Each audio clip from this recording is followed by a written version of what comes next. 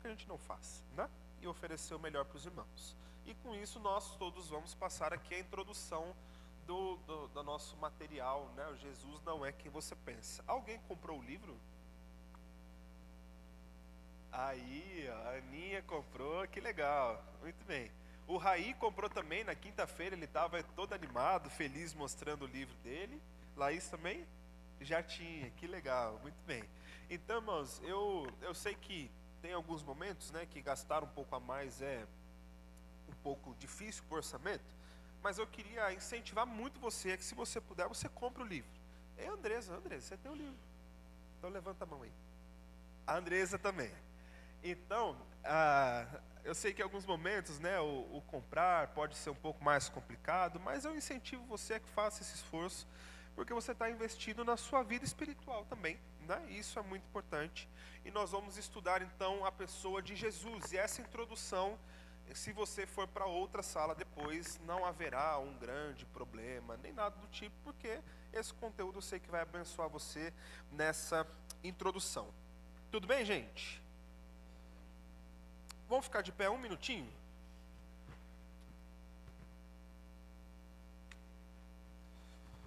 Pode sentar de novo. Obrigado. Isso. Isso é uma tática, vou contar para vocês. É uma tática homilética. Sabe o que é homilética? É a arte da palestra, a arte da pregação e tudo mais. Quando nós estamos há muito tempo em um movimento só ou em uma postura só, nosso corpo é tendencioso ao conforto. Pode ver que se você senta no sofá da sua sala, dali uns 3, 5 minutos você já está todo esparramado lá, né? Porque você vai ficando confortável, vai chegando e tal. E isso é natural. Então, quando a gente tem essa experiência de mudar o nosso foco, levantar, mexer, ir para um lado, ir para o outro, nosso cérebro dá uma rebobinada dizendo para você que alguma coisa nova vai acontecer e a sua capacidade de assimilação aumenta em pelo menos 35%. Que coisa boa, né? Não? Sim? Então, muito bem. Então vamos ficar de pé de novo? Brincadeira. Agora que você já sabe, né? Vamos fazer de novo? Muito bem. Jesus, irmã Socorro é das nossas. Jesus não é quem você pensa, é o título então do nosso livro. Um pouco provocativo, né? Concordam comigo? E a ideia deveria ser essa mesmo e foi muito boa. E talvez a gente se pergunte por que falarmos sobre Jesus ou por que tratar desse modo sobre Jesus, dizendo que não é quem nós pensamos que ele seja. E isso se dá porque em muitos momentos, e muitos mesmo, talvez venha à sua memória algum desses momentos, a pergunta feita com muita frequência para nós, ou nós fazemos essa pergunta como meio de evangelismo, ou então algumas pessoas que não têm a mesma fé que a gente querem provocar, perguntar, alfinetar, trazer algum incômodo para a gente, e vem com a mesma pergunta para a gente tentar responder, e num clima inicialmente constrangedor, mas seja como for o contexto, a pergunta sempre vem para a gente para definir, afinal de contas, quem é Jesus? Quem é Jesus? Aparentemente, não é simples de responder? Não é? É simples. Perguntar para você quem é Jesus, o que você responderia? Jesus é Deus. Muito bem, o que mais? Quem é Jesus? Salvador. Muito bem. O que mais? Que Jesus? É verdade. Aliás, em Atos, não me lembro o capítulo de Atos agora, em que existia um homem chamado Bar Jesus, né? Aí vem alguns intérpretes incautos com a palavra bonita, né? Para dizer que era um homem que bebia muito e mais gostava de Jesus, né? Não tem nada a ver com isso. Toda vez que você olha essa preposição bar a partir do Novo Testamento, você está dizendo que ele é filho de alguém. Então, Ronald, o nome do seu pai era? Elson. Nelson. Ronald, se não tivesse seu nome próprio, dado de batismo por seus pais, ele seria conhecido como Bar Nelson. Quer ver um exemplo bíblico? Você se lembra que lá em Marcos capítulo 10, tinha um homem aleijado que ficava à beira do caminho, e quando viu Jesus, ele gritou, né? Jesus, filho de Davi, tenha misericórdia de mim. Qual era o nome desse homem? Bartimeu. No fim das contas, esse homem nem tinha nome, porque a única coisa que se sabia dele que era o filho de Timeu. Ele era Bartimeu, simples assim. Algumas traduções antigas, né, dos evangelhos, que dizem que era Simão Bar Jonas. E o que é esse Bar? Mais uma vez, Simão, filho de Jonas. Então, somente isso. E na Bíblia, o nome Jesus, no Novo Testamento, era um nome comum. Não era um nome muito diferenciado, que, aliás, quando algumas músicas, né, chamam Yeshua, tal, como um nome singular, naquele momento, no sentido de nome próprio, nós estamos chamando Josué. Simples assim. A tradução grega do hebraico, Josué. Você se lembra qual era o significado do nome de Josué no Antigo Testamento? Lembra-se? Corajoso não. Ele foi, né? Deus mandou ser. Mas não. Lição para o próximo domingo. Bora pesquisar, porque tem uma ligação muito legal. Enfim, qual Jesus nós estamos falando? Isso é muito importante. Precisamos entender e definir que Jesus é esse. O que mais? Oi? Um pai, um amigo. Muito bem. O que mais? O Messias. Muito bem. Perceba que aqui no nosso grupo, de uns 30 e poucos, a gente tem algumas percepções a respeito da pessoa de Jesus. Então, perceba como é fácil nós dizermos quem é Jesus, mas ao mesmo tempo não é tão simples assim nós definirmos unicamente quem é Jesus. Nós perguntarmos quem é o Eliseu no nosso contexto, todo mundo vai apontar para o Eliseu. Agora, se eu perguntar quem é que não toma café e dificilmente sente frio, como características secundárias, e a gente vai começar a procurar. Se perguntar aqui na igreja quem está ficando calvo, ou é eu ou é o Danilo. Precisa de mais informações para a gente saber quem é que nós estamos falando. Então, ao mesmo tempo que é fácil definirmos quem é Jesus, porque no nosso contexto faz todo sentido para a gente, ao mesmo tempo se complica, porque a gente precisa de alguns caminhos para entender e definir de fato quem é Jesus e qual é esse Jesus que nós estamos falando. E eu diria para você que um dos problemas maiores que nós temos como igreja, e isso eu digo no geral, é que quando nós estamos falando sobre Deus, sobre as realidades bíblicas, nós falamos sobre uma realidade que a gente vive, mas com dificuldade nós trazemos os elementos que nós queremos pôr. Então nós falamos, por exemplo, sobre Jesus a partir de uma das nossas experiências, de um ponto de vista de que é uma coisa extremamente simples, e na hora de passarmos isso a outros, nós passamos como sendo uma coisa extremamente simples. Ou melhor, nós, na maioria das vezes, pulamos aquilo que é simples. Porque afinal de contas, quem é que nos nossos dias não sabe quem é Jesus? Concorda comigo? Afinal de contas, quem é que hoje, 2025, depois da Copa do Mundo, ano de não sei o quê, quem é que não vai saber entender quem é Jesus? Isso acontece muito quando a gente fala de Bíblia, por exemplo. Nós em breve vamos começar o movimento porque a Andresa lá no projeto tem precisado de Bíblias. E às vezes você chega para alguém para dizer, olha, precisamos comprar uma Bíblia para alguém, mas quem é que hoje não tem uma Bíblia? É uma coisa tão simples, tão básica e tal, e nós tratamos isso como indiferente, ou como sendo algo inferior. Porque se você não tem uma Bíblia, o que você pode fazer? Me ajudem. Baixar no aplicativo. Ótimo. Ou, o que mais? Preciso de minha Bíblia, o que eu faço? Pede numa igreja. Olha a igreja aqui, né? É isso. Ou o que mais?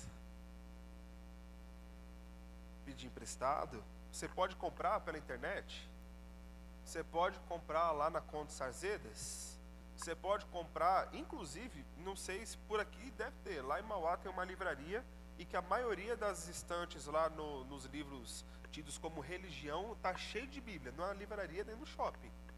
Não são algumas saídas para isso? Mas apesar de simples, a gente precisa mostrar quais são essas saídas. A gente precisa oferecer o caminho para que as pessoas encontrem a chegada no final que elas precisam. Então, um dos maiores erros como igreja brasileira, as sérias que nós temos, é nós entendermos que não precisamos falar aquilo que é o óbvio. Nós pularmos aquilo que é óbvio, entendendo que nós não temos mais relação com isso, a trabalhar com isso, e que é muito simples. Eu não preciso dizer aquilo que é muito simples, mas eu garanto para você que nos nossos dias a gente precisa, e precisa muito.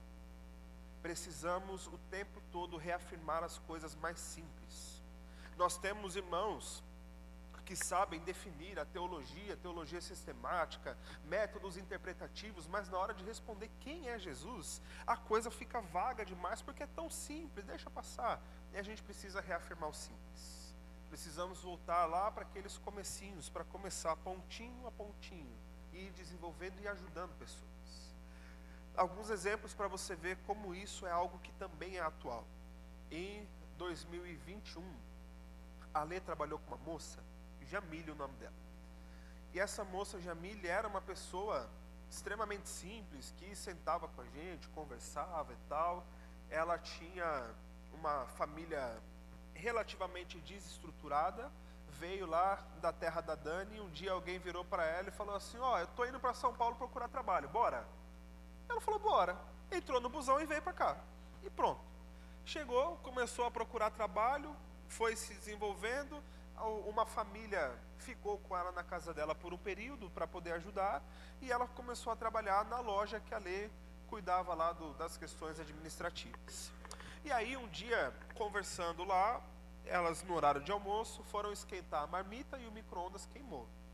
A loja que ela trabalhava ficava a 80 metros da igreja. Então eu estava lá na igreja, a Lê me ligou, podemos ir aí esquentar a marmita? Pode, vem para cá, a gente almoça tudo junto. Quando elas chegaram na igreja, essa moça, Jamile, já chegou extremamente com o pé atrás, né, digamos assim, entrando na igreja, olhando e tal. E aí quando ela me viu de calça jeans, camiseta e tênis, ela falou, você não era pastor? Eu falei, era não, eu sou, né? Mas sem terno e gravata, pode pastor andar? Eu falei, como assim? Não, eu achei que pastor andava de terno e gravata o tempo todo. Eu falei, não, são costumes e tal, eu fui explicando. E aí até que ela foi perguntando um monte de coisa, sentou na mesa para almoçar lá e tal. E aí a gente foi orar para almoçar e ela ficou de joelho, né? Aí eu achei interessante, né? Aí depois ela abriu o olho, viu que a gente não estava lá, mas não tem que estar de joelho para orar? Não, deixa eu te explicar aqui, né, as coisas, se quiser, ótimo, mas não é uma obrigação e tal. E aí ela foi falando, tomou coragem e falou assim, olha pastor, eu queria tirar uma dúvida. Quando eu estava procurando trabalho, a moça da casa lá que me acolheu, ela me chamou para ir no encontro com Cristo. E aí eu fui, eu não tinha nada para fazer, não ia custar nada, falei, eu vou lá encontrar com Cristo. Só que, pastor, eu não entendi não, porque o pessoal ficou orando, e o pessoal ficou cantando, e aí tinha uma senhora que de repente ela passava e lambuzava minha testa de óleo, eu não entendia por quê. E assim, ficou todo mundo lá, e tinha uma hora que todo mundo chorava, tinha uma hora que todo mundo gritava, tinha uma moça que começou a dançar no meio do culto, eu não entendi e tal, mas no fim das contas eu voltei muito triste. E eu pensando, uma pessoa que não tem as condições das definições básicas, dificilmente vai se incomodar por questões doutrinárias ou de costumes como ela viveu, né? E aí, tá bom, mas por que você voltou triste? Ela falou, pastor, eu fiquei lá 3 dias, eu não podia me divertir, não podia jogar bola, não podia conversar, não podia entrar na piscina, porque a gente ia encontrar com Cristo, mas eu fiquei lá de sexta-feira a domingo e Cristo não apareceu, eu fiquei esperando encontrar com Ele. Percebe como isso pra gente é uma coisa extremamente básica? Mas tem gente que não é. Não é exagero entender que existem pessoas que não fazem ideia quem é Jesus. E aí essas pessoas que geralmente precisam buscar essas respostas, elas vão atrás de algumas respostas que não estão na Bíblia, porque elas não têm capacidade de compreensão. Primeiro ponto que a gente precisa quebrar de preconceito no nosso coração, de entender que só não conhece quem não quer conhecer. Ainda tem gente que não tem meios para conhecer. Tem gente que tem todos os meios, mas não se mexe porque não quer. É um marasmo maldito. Não quer crescer. Tudo bem, mas tem gente que não tem os meios. E aí essas pessoas vão procurar essas respostas, ou essa resposta, em algumas afirmações de pessoas que estão na mídia, pessoas históricas, para entender, afinal de contas, quem é Jesus. E dá uma olhada em alguns exemplos que nós temos. Aliás, antes dos exemplos, me parece que o próprio Jesus se preocupou que a gente soubesse dizer quem ele é. Esse texto você conhece muito bem, Mateus 16. Alguém lê para a gente, por favor.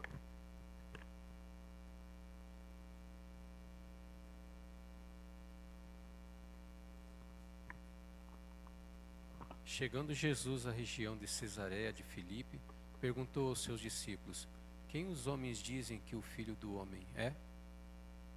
E eles responderam: alguns dizem que é João Batista, outros Elias, e ainda outros Jeremias ou um dos profetas. E vocês? Perguntou ele: quem vocês dizem que eu sou? Muito bem, obrigado, Eliseu. Não parece que Jesus está preocupado com isso também? Não só de perguntar, no meio de vocês aí, no meio da galera, o que estão falando de mim? E aí não basta só saber o que estão falando dele, mas vocês, meus discípulos, vocês que estão comigo, quem vocês vão dizer que eu sou? Jesus está preocupado com isso também. Ele quer saber o que a gente sabe dele para poder dizer quem ele é a outra pessoa. E por isso nós precisamos nos atentar.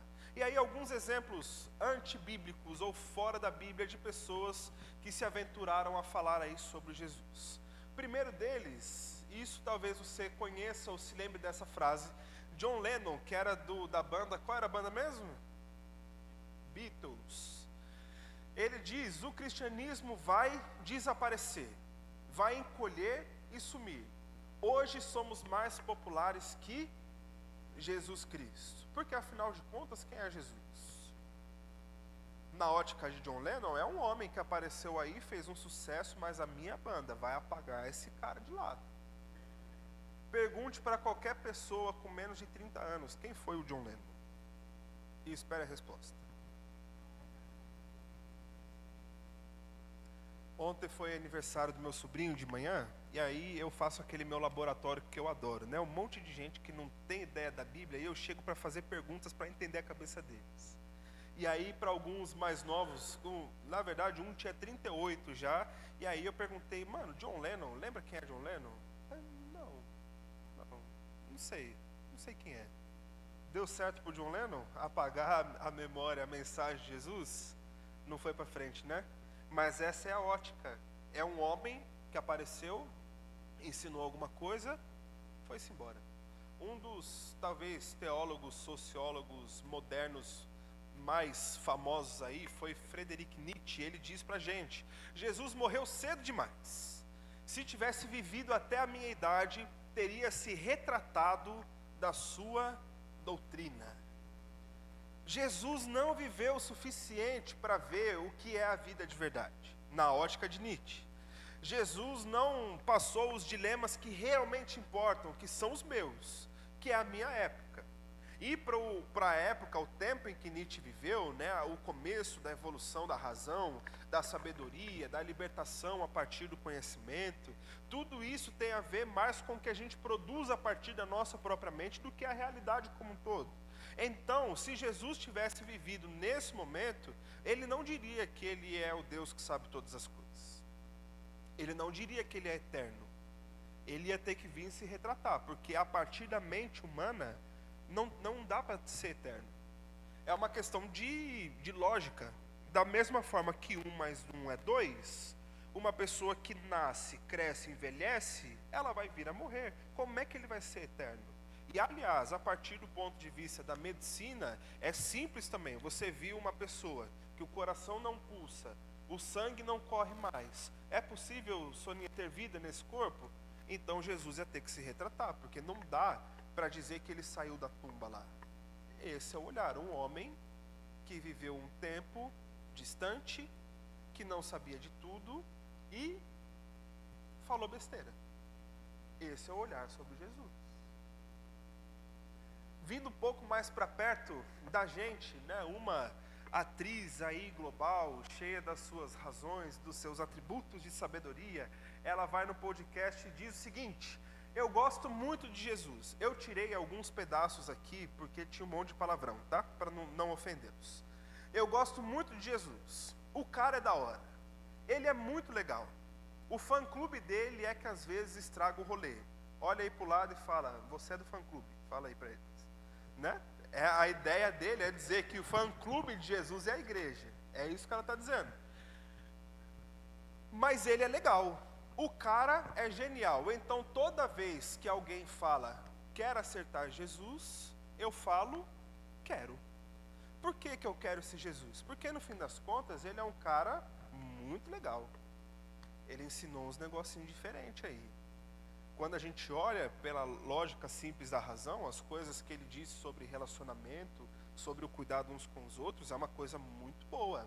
E de fato é uma coisa muito boa. Então se alguém perguntar: você quer esse cara que ensinou uma coisa legal? Ah, eu quero sim, eu aceito. E o resto? E o resto? É pessoas como ela. E que inclusive, na época, eu vi um monte de crente, inclusive batistas, tradicionalíssimos, compartilhando a fala dela para dizer: tá vendo, ó o fã-clube, a igreja tem que mudar e tal, e tal, e tal. E em alguns pontos, tem lá sua certa razão, a gente precisa saber dialogar. Mas isso aqui, sério mesmo? Esse é Jesus? As pessoas como a moça Jamile que eu contei para vocês, o acesso que ela tem é a pessoas como essa. Esse é o nosso Jesus? E aí vem depois um humorista, né? Oscar Filho, e ele vai dizer: para mim, Jesus era masoquista. O que ele estava dizendo ali no seu podcast também? Jesus disse que ele era Deus. Jesus transformou a água em vinho. Jesus curou um monte de gente. Mas na hora de chegar na cruz e sofrer tudo que ele sofreu, ele foi porque ele quis. Ele gostava mesmo era de sofrer, porque ele podia ter tirado ele mesmo do lugar onde ele estava lá. E há uma outra fala dele que é um pouco mais forte, que ele diz diretamente: Jesus foi para a cruz porque ele era besta. Ele podia ter saído de lá. Esse é o Jesus do olhar puramente histórico, em que se olha para ele e com os olhares fora da cronologia bíblica, se coloca uma sentença sobre ele. Porque quem olha para Jesus com esses olhares não está preocupado com o plano de redenção, não está preocupado com o sacrifício vicário de Cristo, não está preocupado com essa autodisposição de sofrer no nosso lugar. Então, nessa cabeça aqui, morreu porque era masoquista, gostava mesmo, era de sentir dor. Foi porque ele quis. Esse é o nosso Jesus? São essas respostas que o nosso mundo está dando. São essas respostas que o nosso mundo oferece às pessoas. Qual é a nossa resposta? Quem é Jesus? Entende onde a gente vai encontrando, afunilando? E aí, mais uma vez, a preocupação de Jesus se estabelece para a gente. Quem vocês dizem que eu sou? Meus discípulos, vocês que andam comigo, quem é que vocês estão dizendo que eu sou? Como é que vocês têm transpassado quem sou eu às outras pessoas? Como é que vocês têm ensinado? Qual é a qualidade do ensino de vocês? O que vocês estão dizendo? Porque o que os outros estão dizendo é importante saber, mas o bicho pega mesmo é quando é aqui dentro. E é Jesus perguntando aos seus discípulos. Quem estão dizendo? Estão dizendo isso, isso, isso. Na minha ótica e na minha teologia, se Jesus estivesse tão preocupado em saber puramente e simplesmente quem é que os outros estão dizendo, ele teria intervido ali. Quem estão dizendo que eu sou? Jeremias, Elias, João Batista, profetas? Ah, beleza, mas e vocês? E aí? E você, PIB Vila Guilhermina? quem é que a gente está dizendo que ele é. Percebe? Talvez se você reler aquelas frases, ou a primeira vez de um olhar para essas frases, dá na gente até uma certa náusea, né? Um certo constrangimento, ou sei lá, uma revolta, né? De olharem aquilo que as pessoas falam. E aí, melhor que textão no Instagram é a nossa vida resolvendo problema, né? Nossa proposta para esse estudo é esse. Que a gente saia daqui com a condição de, quando ouvir algum tipo de coisa dessa, a gente ter plenos argumentos, plena capacidade de dizer: deixa eu mostrar para você quem é Jesus de verdade. Vale a pena? Então, o tempo vai passando, tem essas compreensões históricas um pouco mais próximas aí a respeito da própria pessoa de Jesus, mas chega um momento em que, na própria época em que Jesus morreu, e se nós o qualificarmos apenas como um homem legal, como um sábio, ou aquilo que a teologia liberal, né, tentou estabelecer lá no século XVIII para o XIX, de entender que Jesus ele foi simplesmente um mestre moral. Jesus foi um homem que mostrou o que era certo, o que era errado, enfim, ele não tinha nenhum padrão de divindade, ele simplesmente foi alguém aí com um pensamento legal sobre relacionamentos. E aí tem um autor, para mim um dos mais fantásticos que viveu no nosso tempo, que chama-se Tim Keller, e ele escreveu o seguinte: Jesus não foi apenas um cara legal que fez o bem no mundo.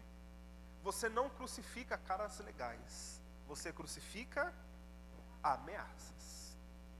Se Jesus foi simplesmente esse homem bonzinho, bonitinho, aquela coisa toda, qual o motivo dele ter sido levado à cruz? Qual o motivo do Império Romano ter olhado para ele e pensado de fato: esse homem é uma ameaça? O que vocês acham?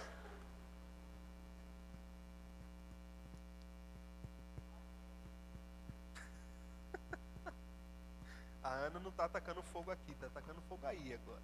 Diga, Brunão. Assim, o Império Romano não estava se portando com Jesus. Na real, foram os sacerdotes, né? Inclusive o Pilatos, ele falou: vamos chicotear ele só como lembrança, só do poder do Império, né? Sim. Mas não foi, o Império Romano não estava sendo ameaçado por Jesus, né? Pelo contrário, os sumos sacerdotes, que era o Caifás, né? Sim. É isso, né? Aí o pessoal confunde um pouco essas coisas, né? Mas é aquela questão, né? Pilatos lavou a mão, mas mandou o soldado crucificado do mesmo jeito. Tá tão culpado quanto. Não dá para fugir, né? Passou. Quem mais?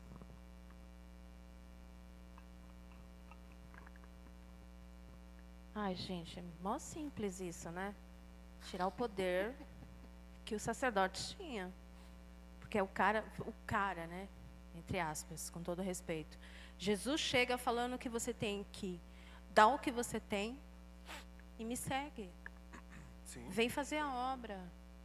Vem abraçar os pobres. Vem beijar o mendigo. Tira da sua boca e dá para quem não tem. Os sacerdotes estão lá sentados nos seus palácios. Imagina, esse homem é uma ameaça. É a mesma coisa que se, entre aspas, tá? Não é blasfêmia nem nada. Se Jesus volta hoje, a cúpula, eu digo de todas as placas, a cúpula se reúne e manda caçar esse Jesus. Vamos fazer igual. Aonde Jesus estaria hoje se ele voltasse? Ele não vai estar lá no heliponto, ele não vai estar lá na cúpula da sede, onde tem mais dinheiro. Não, ele vai estar lá dentro da Cracolândia, dentro da Fundação Casa, lá no projeto da Andressa. Ele vai estar lá, junto com os humildes, com os pobres e com quem precisa. Ele não vai estar lá com o presidente da igreja que tem um jatinho, que mora lá no Morumbi e arrecada seu dízimo e não tem um projeto de cesta básica, não tem um projeto de caridade. É esse Jesus que a gente precisa falar para essas pessoas. É essa provocação que o livro dá. Segundo Gregório do Vivier, uma das frases que eu evitei um pouco de colocar aqui, ele diz que se Jesus viesse aqui, ele estava no show do Pablo Vittar.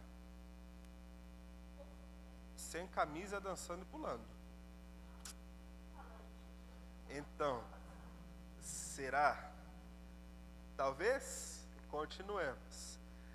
Entendemos a quem ele seria ameaça, mas eu quero entender o porquê ele seria ameaça. Ok, Jesus não vai descer lá no jato, não vai vir no momento de consagração na fogueira santa de Israel, mas por quê? Por que se torna ameaça?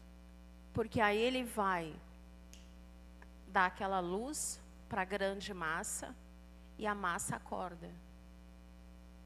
A massa somos nós. A partir do momento que você não tem o conhecimento bíblico, você deixa quem está em cima do púlpito te manipular. Então Jesus veio para você acordar. Não importa o que a direção está fazendo. Eu já ouvi muita coisa. Se você segue a Jesus, se você segue a essência da Bíblia, ninguém te engana. Então esse Jesus, por que ele se torna ameaça? Porque ele começa a falar e isso toca quem está com o poder, né? Quem tem o poder manipula a grande massa, né? Certo. Muito bem. O que mais? Diga, Dani. Bom, sobre essa frase aí do Tim Keller, né? Às vezes a gente trata a ameaça como algo só ruim, né? Mas se a gente parar para pensar hoje, a ameaça talvez que Tim Keller está trazendo são as coisas ruins, né? A ameaça boa. Então, vamos colocar Jesus nos dias de hoje.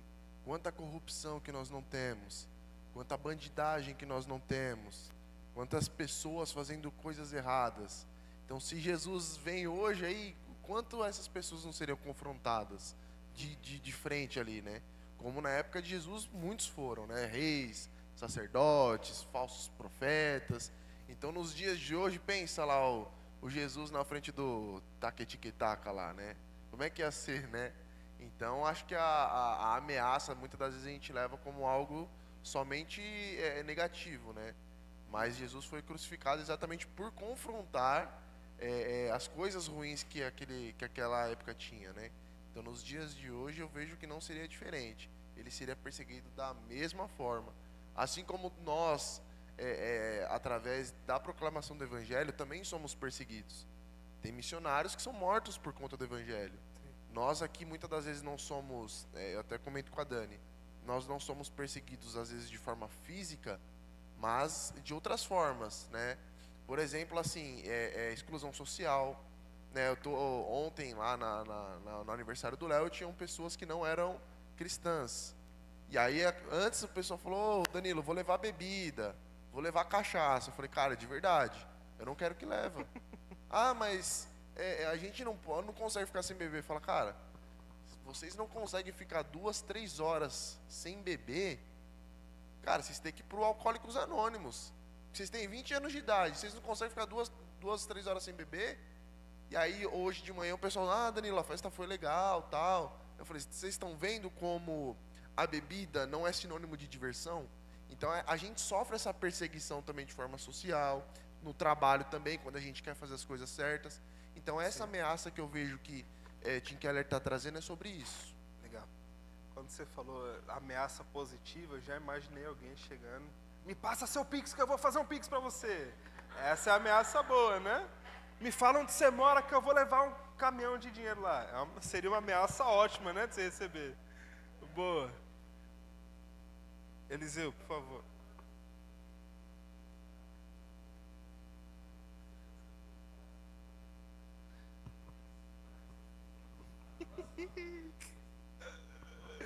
Pelo que eu entendo, a próxima vinda de Cristo já não é para ele ser profeta, sacerdote. Essa coisa já foi.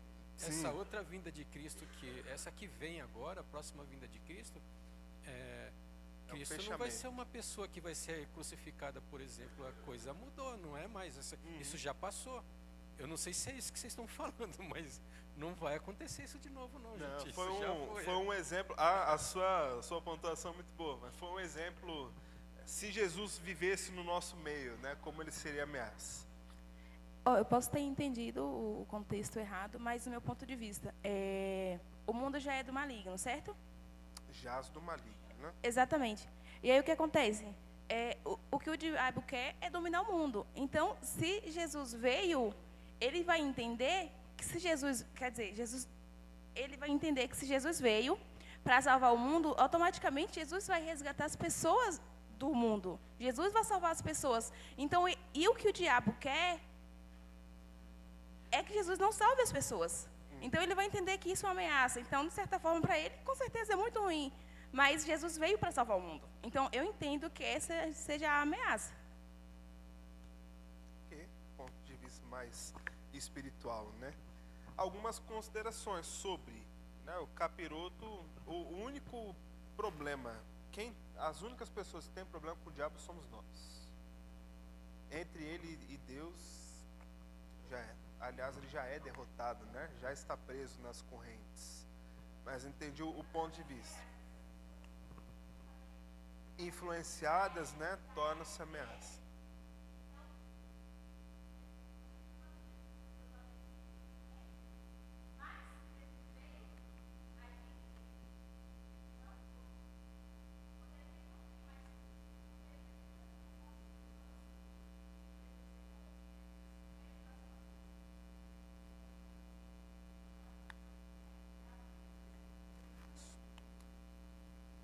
Missiológica, mas muito bom.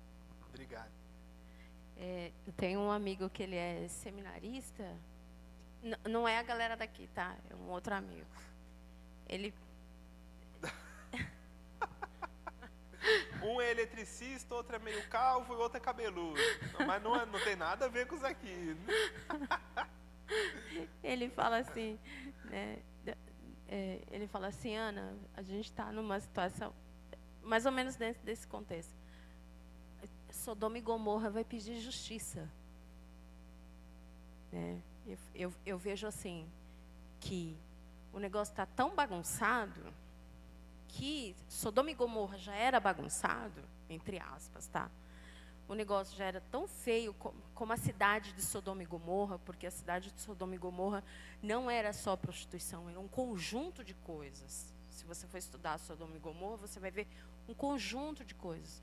Então, o negócio hoje está tão bagunçado em todos os sentidos, no sentido que a Dani falou, que é jaz do maligno, que, com todo respeito, que Sodoma e Gomorra vai pedir justiça, porque por muito menos Sodoma e Gomorra foi destruída. E a gente fica aqui brincando de vir no domingo, você vê uma galera falando bobagem, né? Esse tipo de coisa. Aqui não. Não, aqui não, gente. Mas o pessoal lá fora. Às vezes você fala assim, Tô brincando. tá, mas e aí? O que você faz numa situação dessa? Ah, não. Eu fico com a igreja. Eu ponho meu filho para fora e eu fico com a igreja. Aí você fala assim, que parte Faltou dessa, alguma coisa aí, que parte né? do capítulo que eu perdi que você não se converteu, né? É isso. Agora, olha só é interessante. difícil. Jesus, de fato, andou com pessoas problemáticas na sua época, né? Jesus trouxe para andar com ele mesmo um homem cobrador de impostos, alguém visto, né, pelo povo judeu como sendo um traíra doido.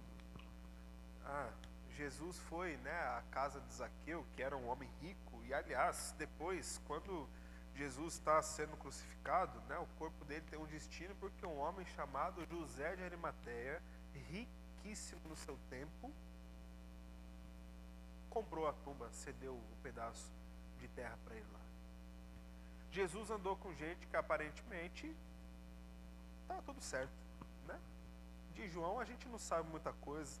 Aliás, dizem que era aquele a quem Jesus mais amava, né? É um pouco tendencioso aí do próprio João. Enfim, igual Moisés quando escreve o Êxodo, não sei se vocês já repararam isso, se eu não me engano, no capítulo 24 lá, ele escrevendo sobre ele mesmo, né? Nasceu Moisés e era lindo. Falou, Moisés, né? Que autoestima boa aí do Moisés. Estava inspirado.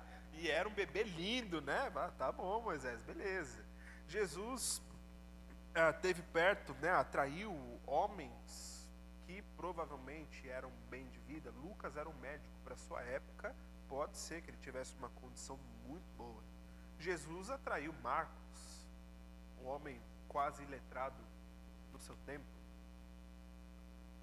Jesus atraiu até um dos mestres da religião que, né, organizou para matar ele. Depois estava lá Paulo agora vivendo aos pés de Jesus, andando junto com ele, né?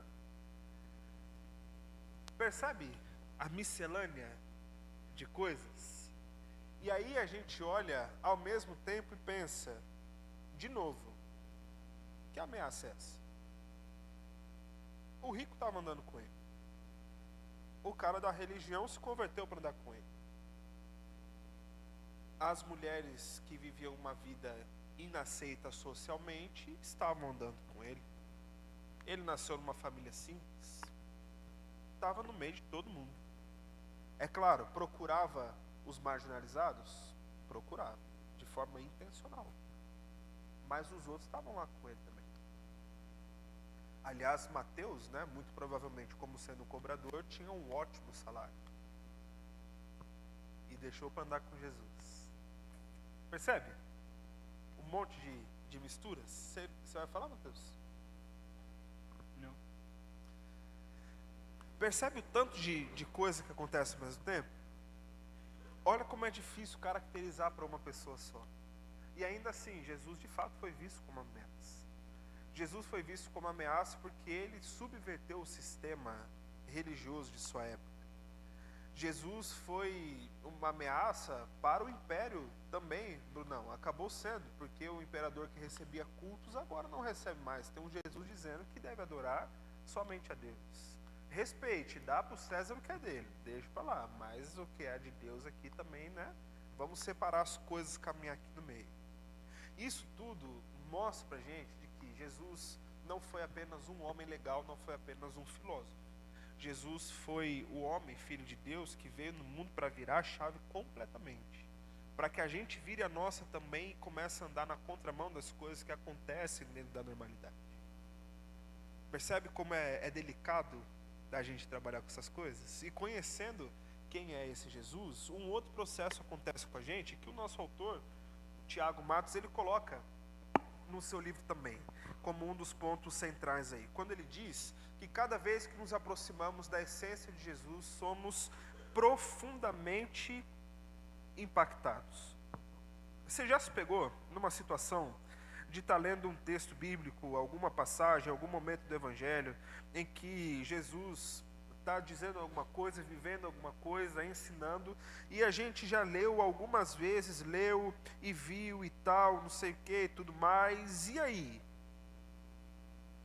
A gente para, ou dá aquela emoção, né, aquela vontade de chorar, ou parece que lendo de novo, explodiu uma bomba na nossa mente, a gente viu agora uma coisa diferente. Como é que pode um negócio desse, né? João 3,16, a gente aprende quase na escola. Não sei se você tem essa experiência, eu tive. Aula de português para memorização, a professora passava João 3,16 para a gente. E ela era uma senhora extremamente católica, mas passava. E a apresentação da escola, né, chegava lá para a gente dizer, né, Deus amou o mundo de tal maneira e tal, todo mundo emocionado vendo aquilo lá. E aí você passa o tempo todo vendo aquilo, mas chega um momento que vira a chave na sua cabeça e que aquilo toma uma proporção muito maior para a gente. E o mesmo Jesus que viveu naquele tempo, que subverteu tudo que tinha a partir da mente, da existência humana, que faz isso com a gente até hoje. Porque quem é dele já não vive mais a vida normal. Quem é dele já vive agora uma nova realidade. E aí a atenção que a gente divide, ainda hoje em vida, que é já e ainda não. Já ouviram esse negócio? Já e ainda não? Ele tem, na maioria das vezes, ele tem uma conduta um pouco mais escatológica, né? Mas é o que serve a partir do reino de Deus. O reino de Deus já está inaugurado no mundo? O reino de Deus já está inaugurado no mundo?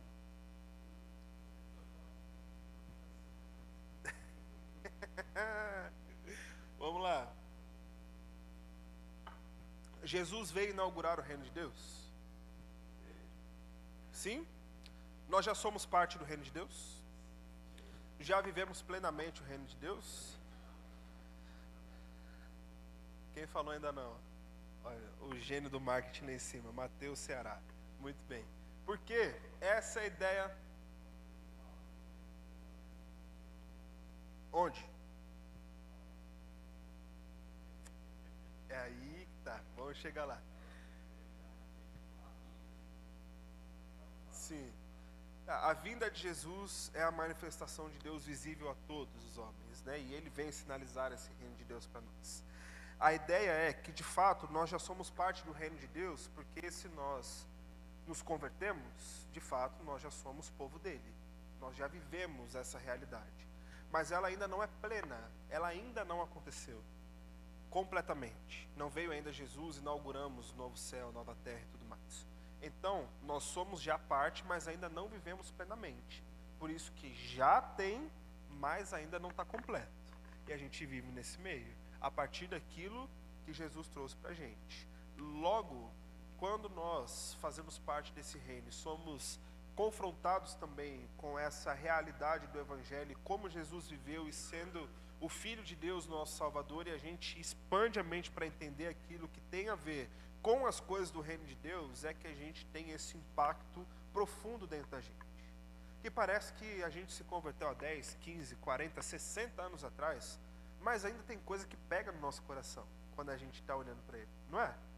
Tem ainda coisas pequenas que mexem com a gente, que a gente fala, meu Deus, como é que pode um negócio desse, né? Eu me lembro uma vez que eu tinha feito uma pequena bagunça, digamos assim, né, na minha própria vida.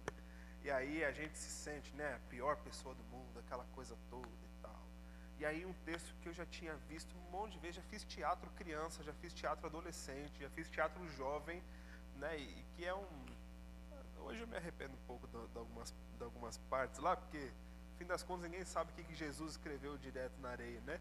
Mas quando Jesus vira para a mulher lá e fala, ó, vai lá, não peca mais não, tá resolvido. Ninguém atirou pedra, né? Olha aí, tudo pecador. Eu também não atiro, né? É isso, misericórdia. Quem não lembra desse texto? Ele está na nossa cabeça, está lá. Mas tem a ver com a gente aquele negócio, é diferente demais. Diga, Eliseu. Não, ele fala, eu também não atiro, porque ele podia atirar, né? Sim. Eu vi você com o microfone, achei que você ia falar. Aliás, tem até uma piadinha. Não é uma piadinha, né? Não muito.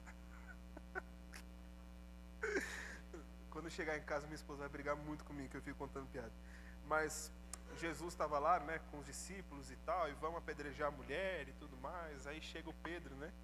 E aí, Pedro desavisado, Jesus, o que está acontecendo aí? Não, eu falei, ó, quem não tiver pecado, que acerte nela aí a pedra, né? Ou... Hã? Quem nunca errou, atire... Eu ia errar a piada, obrigado. Quem nunca errou, que atire a primeira pedra, né? E Pedro vai, pega e dá uma pedrada na mulher. Aí Jesus fala, Pedro, você nunca errou? Dessa distância não, aqui eu acerto todas, né? Mas, enfim, valeu, Mateus, você me salvou. Para que então nós nos aprofundamos e precisamos definir especificamente quem é Jesus quando nós estamos falando? Primeiro, para nossa própria segurança. Nós precisamos também ter essa noção maior, profunda de quem é Jesus, para começar em nós, para que a gente viva essa experiência impactante da transformação radical da nossa vida. A gente também precisa saber. Depois, para que nós estejamos prontos a dizer de fato quem é esse Jesus. Abrir a boca com autoridade, com conhecimento, dizer quem é ele. Mostrar o que ele veio fazer. Dizer que a vinda dele está próxima. E aí, vivemos então essa transformação. E aí, 3 palavras-chave que eu queria que você guardasse. Segurança, que é para você. Pronto para dizer para o outro. E viver transformação. Amém? Amém. Bora.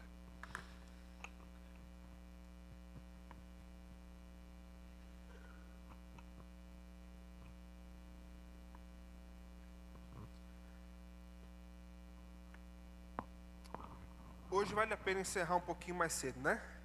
Dia das Mães, fazer o almoço ou ter a coragem de entrar na fila do frango aí para comprar, do frango assado. Já sei até a receita dela. Glória a Deus. Muito bem, se você veio preparado nesse momento, gente, para trazer os dízimos e ofertas, você pode participar com muita alegria no seu coração e cantar com a gente também.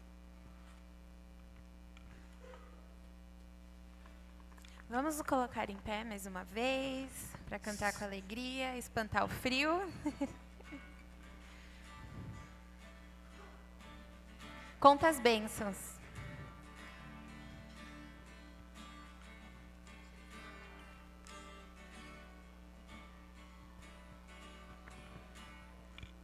Se da vida as vagas procelosas são, se com desalentos julgas tudo vão, contas muitas bênçãos dizes de uma vez, hás de ver surpreso quanto Deus já fez.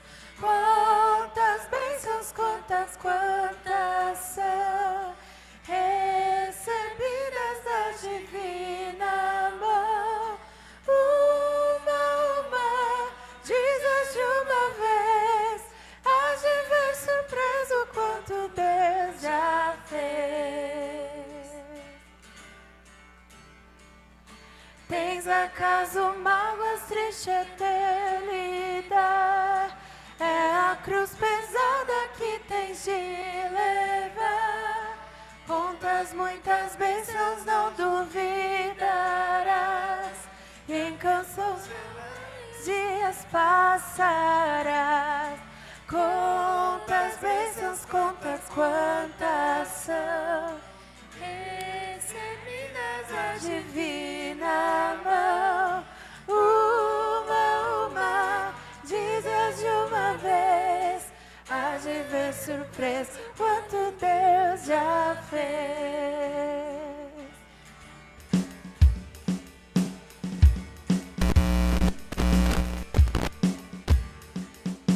Quando vires outros com seu ouro e bens, lembras que tesouros prometidos tens. Nunca os bens da terra poderão comprar a mansão celeste em que tu vais morar. Contas bênçãos, contas quantas são recebidas da divina mão. Uma, dizes de uma vez, hás de ver surpreso quanto Deus já fez.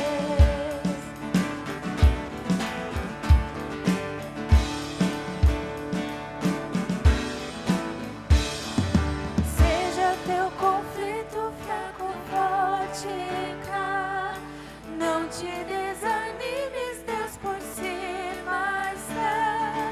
Seu divino auxílio melhorando mão, te dará consolo e paz celestial. Quantas bênçãos, quantas são recebidas da divina mão. Uma, dizes de uma vez, hás de ver surpreso quanto Deus já fez. Quantas bênçãos, quantas são recebidas da divina mão. Uma, dizes de uma vez, hás de ver surpreso quanto Deus já fez. Amém. Nós temos muitas bênçãos para contar. Amém? Que seu dia seja bom. E o pastor vai orar para a gente finalizar. Amém. Vamos orar, gente. Deus, obrigado, Pai, pela nossa manhã. Obrigado por esse tempo de reflexão e que aquilo que nós tivemos, Pai, como provocação aqui ao nosso coração e questões que mexem conosco, Pai, possam não ser apenas momentâneas, mas que sejam o começo, Pai, de um processo de conhecimento, de transformação e de apontarmos ao Teu reino, Pai, que virá para ser completo na pessoa do Teu Filho Jesus. nos a Deus, como instrumentos de conhecimento, instrumentos de misericórdia, instrumentos de que apontam, Pai, para a vida de Jesus, e que essa vida dele continue a transformar tanto a gente quanto aqueles que estão perto de nós, Pai. Assim pedimos que o Senhor nos abençoe durante esse dia e que à noite possamos celebrar mais uma vez a esse Jesus que venceu a morte e que está vivo, está entre nós, Pai. Pedimos tua proteção sobre nós, em nome de Jesus. Amém. Dê aquele abraço aí, quem está pertinho de você, que Deus te abençoe. À noite também continuamos nossa série de mensagens sobre família, então venha com a família em nome de Jesus. Um beijo a todos. Amém.